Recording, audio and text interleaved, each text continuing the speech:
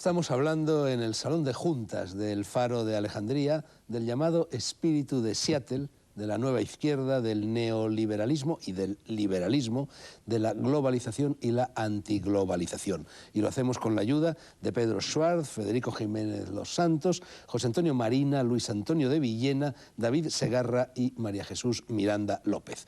Hasta ahora nos hemos limitado en la primera media hora del debate a ejercicios de precalentamiento. Vamos a saltar ya al terreno de juego. Me gustaría que cada uno de vosotros expusiese y trazase las líneas maestras de vuestras respectivas actitudes en lo tocante a ese espíritu, al de Seattle. Y ya que se había quedado en alto cuando llegó la publicidad, yo creo que podíamos empezar por lo de attack, según unos, o attract, según los otros. Estabas tú, me parece, Sí, Federico, a mí la idea de la que alguien pretenda poner un impuesto más, y además de carácter internacional, no sé fundado en qué derecho, pues me parece eso, un atraco, uno más, ya, por si no nos atracaran bastante a nivel nacional, ahora nos quieren atracar, y a nivel europeo con el IVA, ahora además a nivel internacional. Es curioso que estos movimientos tan desprendidos y anticapitalistas al final siempre acaban en una subvención o en un impuesto, pero debe ser una consecuencia lógica del espíritu colectivista. Yo en eso, sin embargo, estoy en contra de Federico. Creo que el sistema de derechos humanos implica un tipo de colaboración para hacer factible eso. Es decir, el problema que en todo caso a mí me enfrentaría con los liberales es que creo que siguiendo las líneas liberales el Estado tiene una función ética, no solamente una función de proteger, sino una función de proteger y una función de promover. Y que entonces, que era la diferencia que había en la Revolución Francesa entre los derechos del hombre eran los que eran previos a la sociedad, y los derechos del ciudadano son los que son posteriores a la sociedad. Entonces el liberalismo ha hecho muy bien en defender que antes de entrar en sociedad la persona tiene derechos. Y entonces, cuando sigues eso, te das cuenta que se acaban llegando a una serie de consecuencias. Hay que distinguir que una cosa es el liberalismo y otra cosa es la democracia. El liberalismo puede ir con democracias de un tipo o democracias de otro tipo. Yo soy partidario, y en eso no coincido con Federico, creo que sí. ¿Es partidario de que te cobre un impuesto? No, es partidario, Federico, de decir que la única manera de arreglar problemas serios tiene que ser, primero, con la existencia de algún tipo de Estado, y segundo, con la existencia de algún tipo de transferencia de fondos de uno a otro, pero no impuestos por el Estado, sino legítimamente votados por los ciudadanos. Es decir, el enfrentar... ¿Quién se ha opuesto a eso? Es que tú estás alanceando un fantasma que te has inventado. No es un fantasma que se ha inventado. Vamos a ver, ¿cuál es el problema? El problema es que en los últimos 10 años, con el incremento del volumen de las grandes organizaciones transnacionales, de las grandes empresas, lo que ha pasado es que estas empresas están imponiendo sus condiciones a los estados, de tal manera que los estados no tienen ahora mismo capacidad para realizar sus propias políticas económicas. Por ejemplo, en China comunista. En China comunista sí, pero es un... Pues es un modelo estupendo. No, es un modelo que se ha quedado fuera de la globalización por el momento. Bueno, ya están abriéndose. Si me perdonáis que estáis, no sé, empezando un poco la casa por el tejado, porque, digamos, faltaría, me parece de entrada, un planteamiento antes de llegar a muchos de estos temas concretos, probablemente interesantísimos.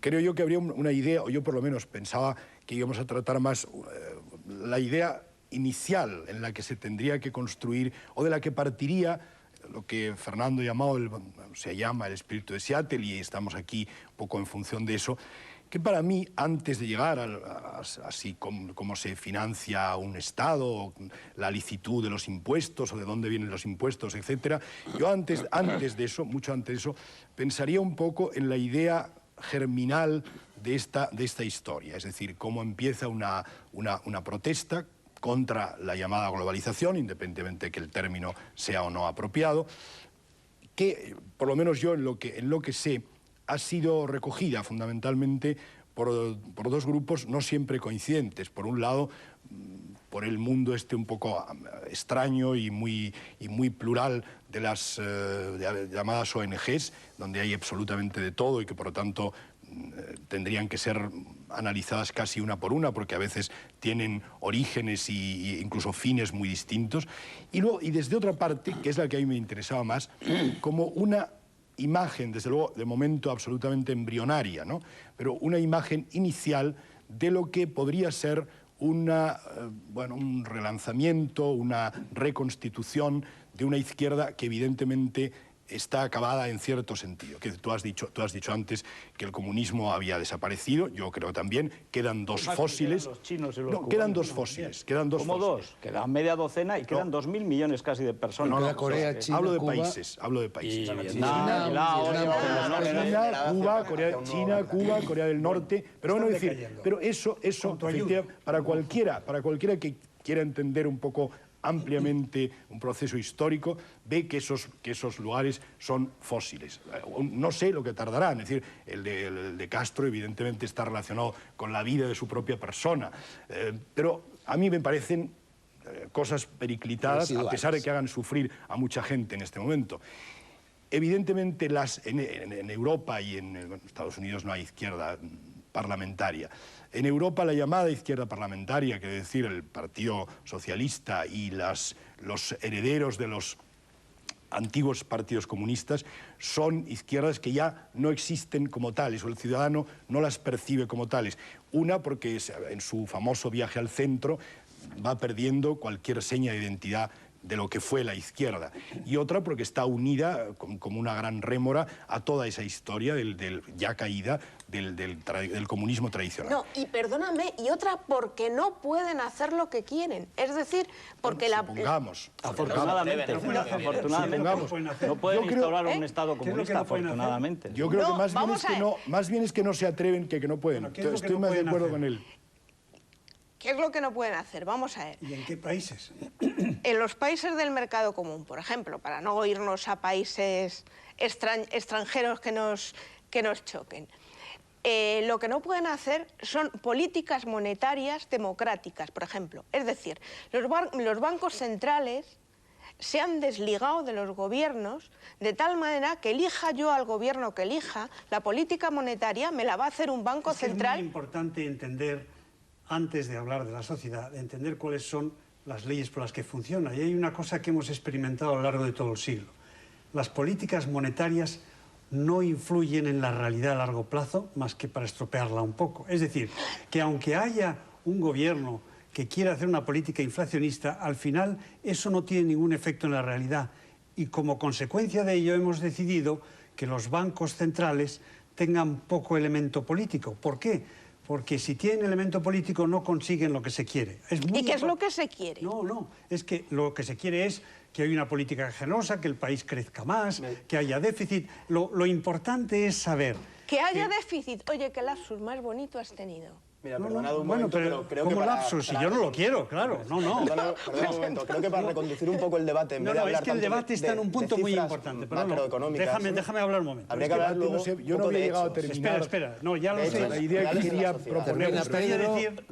Luego David y luego terminas tú. Me gustaría decir dos cosas, una sobre la nueva izquierda y otra sobre cómo funciona la economía. Es muy importante, y me parece a mí que muchos de estos movimientos llegan a conclusiones contraproducentes porque no saben cómo funcionan las sociedades. Y el haber dicho que no se puede controlar democráticamente la política monetaria implica una creencia equivocada sobre el efecto de la política monetaria, que es nulo. Y por lo tanto es nulo, excepto que si hay inflaciones variables, entonces nos hacen daño a todos. Pero la política monetaria no sirve para crecer.